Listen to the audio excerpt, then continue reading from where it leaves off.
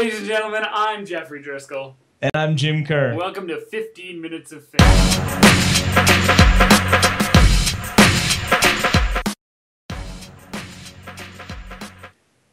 Let's start off this episode, Jim, with a little word association. Let's go back to school here for you.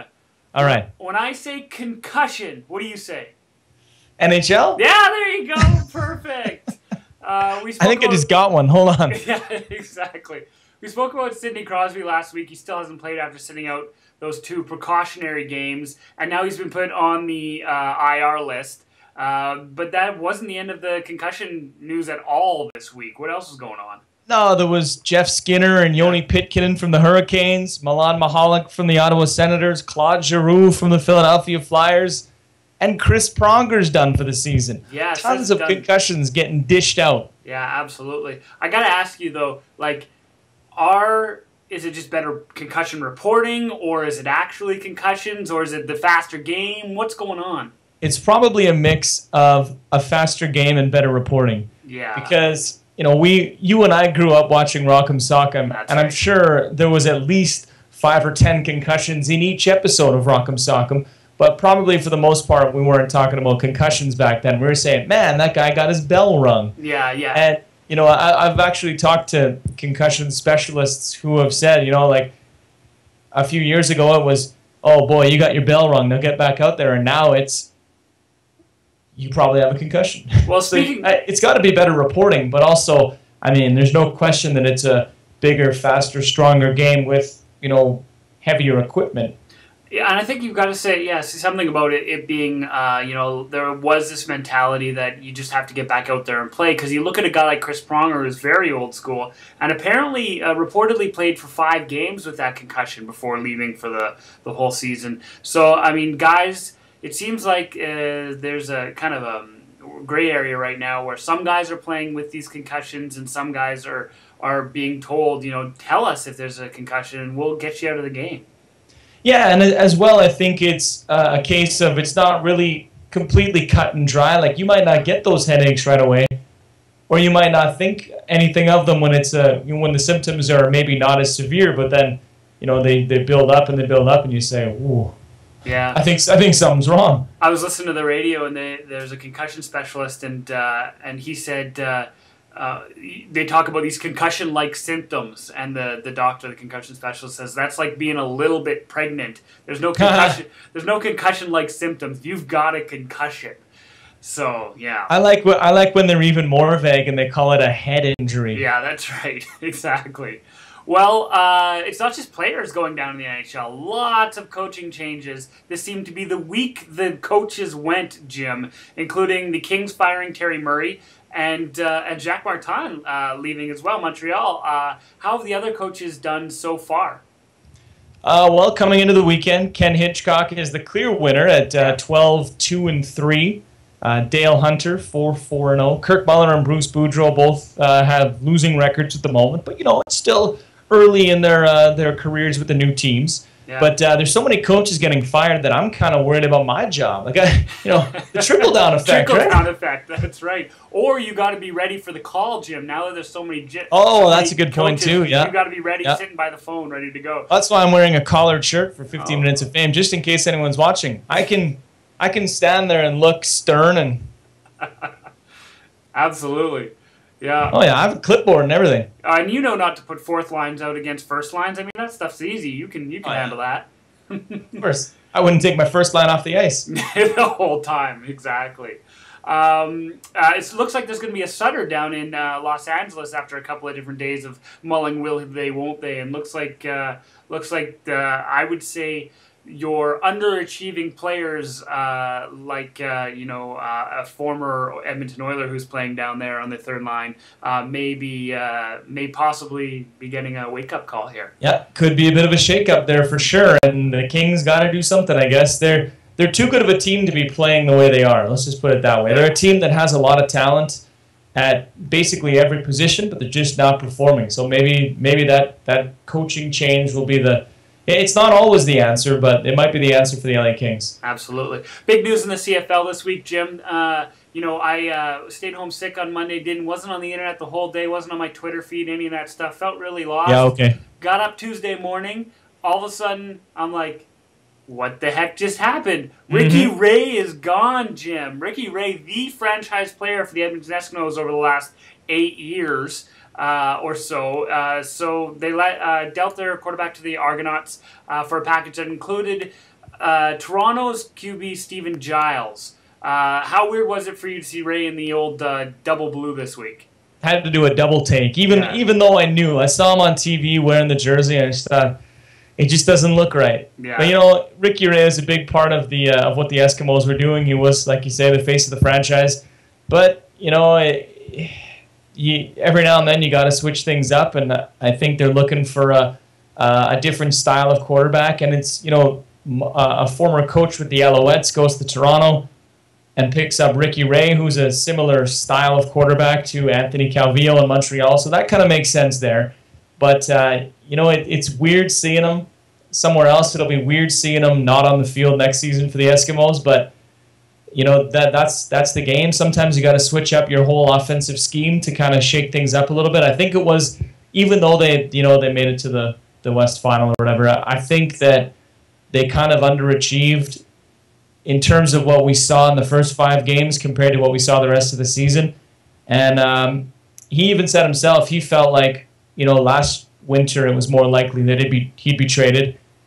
So he was a bit surprised. I think he was very surprised, actually, by the move. But I've heard a lot of people saying we got to wait till June to see how this team shapes up. It's crazy to see him in a different jersey. Oh, absolutely. The one thing is that there's another quarterback coming to Edmonton, the deal. I think Edmonton has, you can correct me if I'm wrong, but 4 quarterbacks under contract right now.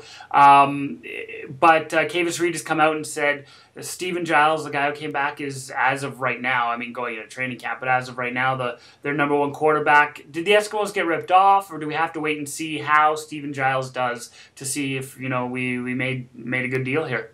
I think it's a wait and see thing. Like he's a question mark. A lot of the time in the CFL, you got to take these risks, and there's a lot of question marks. But we also got a kicker. Edmonton's kicking game was a bit suspect at times last season. And the other thing to remember here is they freed up a ton of salary cap space. Ray was making, I think, in the range of $400,000. And if you compare that within the parameters of the CFL salary cap to what it would be looking at the NHL, I think that's like freeing up, around $6 million. Yeah. Just in terms of the space. So, that leaves them some room to make some moves. Whereas in Toronto, they have the opposite problem where they have to try and improve bits of their team within a much smaller window salary-wise, because they've took on all that salary with Ricky Ray. But I think, we're just going to have to wait and see what the product is on opening day, because, to make a move like this, it's a big risk, but that's, sometimes you got to take these leaps. Giles could be the guy, but I think that the problem is that he's unproven as of right now, right? Yeah. But wasn't Ricky Ray driving a Frito-Lay's truck before we picked him up? Yeah, that's right. So, no. Who knows exactly, and we'll see. Yeah, we just have to see going into training camp. Let's move on to the GABBYs now, Jim. These are the good and bad by you. We take the best in the world of sport, and we usually, make fun of it. So we do. Let's kick off the GABBYs this week with a good to Derek Jeter. I love this story, Jim. A New York Observer story this week said that he may love him and leave him, but he doesn't leave him empty-handed.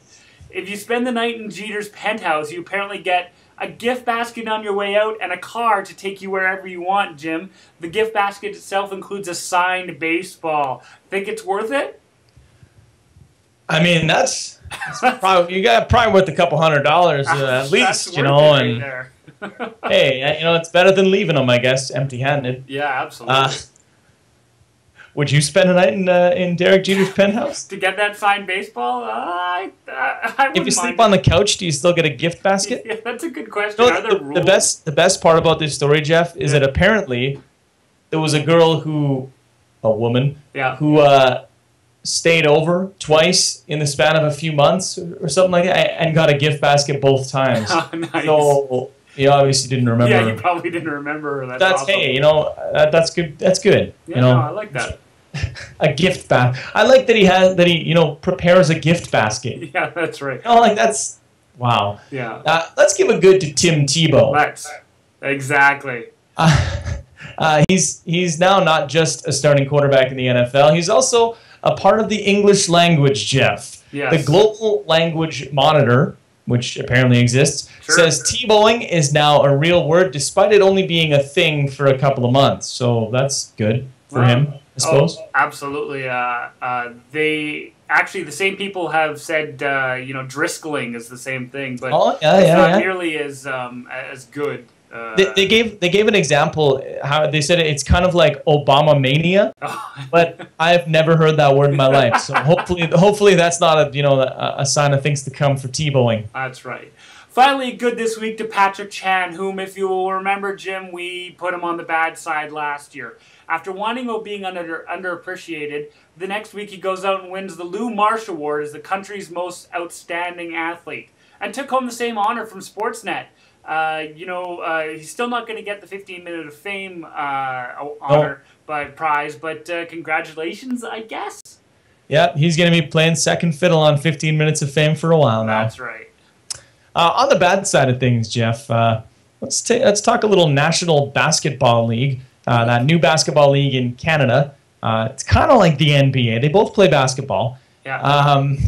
The Quebec Kebs player Aaron Spears was suspended for one game and fined $1,000, which is probably a lot in terms of the NBL, for throwing a ball at a fan during a contest in Halifax. He says the fans were heckling him. So feelings were hurt. Feelings were hurt. I decided that throw a ball. That's the way to make it better. That's a good way to go about things. I like it. Let's give a bad to a survey that suggests 60% of Canadians would support a ban on fighting in pro hockey. I mean, it came up as it does come up every time because of all the concussion talk. But, Jim, it's just not the answer to the concussion problem. It's an interesting stat, but it sort of insinuates that fighting is the root of the problem and of the concussion problem, and it's really not. So taking fighting out of the game wouldn't necessarily fix that. No, and with these types of surveys, I think you can twist the numbers any way you want to, but it's interesting that that's the feeling of the people that were surveyed, but I don't know if that really means anything. Jim, did you hear that 85% of the people in this room right now really go to 15 minutes of fame for all of their sports highlights? I heard that. Yeah, I heard that somewhere. Yeah. But I think we should submit that to the Guinness Book of Records. Absolutely. Finally, a bad to the lawyers hired by disgraced former Penn State coach Jerry Sandusky, who, as of right now, isn't guilty of anything. That's right. They've said the wrong things a few times since they've been on the job. Like when they told anyone who believes that one of the key witnesses' testimony, they said, if you believe this guy's testimony, you should call 1-800-REALITY. Now, that's fine. It seems like a snappy little line, right? But the website Deadspin, which is a great website, absolutely, they did call that number. Apparently, they believe Mike McQueary's testimony. They called the number, and it turns out it's a gay phone sex line. Wow. And, that would be fine for if that was your first slip-up, but these guys have said some unbelievable things since they've been representing Jerry Sandusky, and this is just another one on the list of, it's like that lawyer from The Simpsons. Yes. Keeps showing up. Lionel Hutz, isn't it? That's right, absolutely. No, I agree. They can't do anything right, and foot and mouth syndrome. Exactly. Folks, we're going to move on to the Punchline. In this week's Punchline, we're going to go to Winnipeg, where male hockey fans are riled up about lineups at the MTS Centre, which are causing them to miss some of the action, Jim. Yeah, we're not talking popcorn, we're not talking beer, we're not talking hot dogs. We're talking urinals in the bathroom here, which can only service 4 guys at a time, apparently. They want a trough in there to maximize the space available. Well, now that's... For them. Excuse me, owners of my team. Yes. Could you take us back about 20 years? That's right. Exactly. I like it. That's great. I like that there's only 4 urinals in the bathroom at the MTS Centre. Well, it's not a big place to begin with, and That's I guess terrible. Exactly. Just didn't do it right. A couple of quick hits, Jim. Will Dwight Howard get traded before the start of the season? I'm going to say yes. Yeah, I'm going to say yes, too. Absolutely. 3 players have passed Phil Kessel in scoring and got hurt. Is there the Phil Kessel / Toronto curse? I hope I don't pass him in scoring. Absolutely. That's a pretty good stat, though. That is it. Exactly. All right, folks, that's our 15 Minutes of Fame up for this week. Join us again next week when we get a whole new 15 Minutes of Fame. In the meantime, I'm still Jeffrey Driscoll.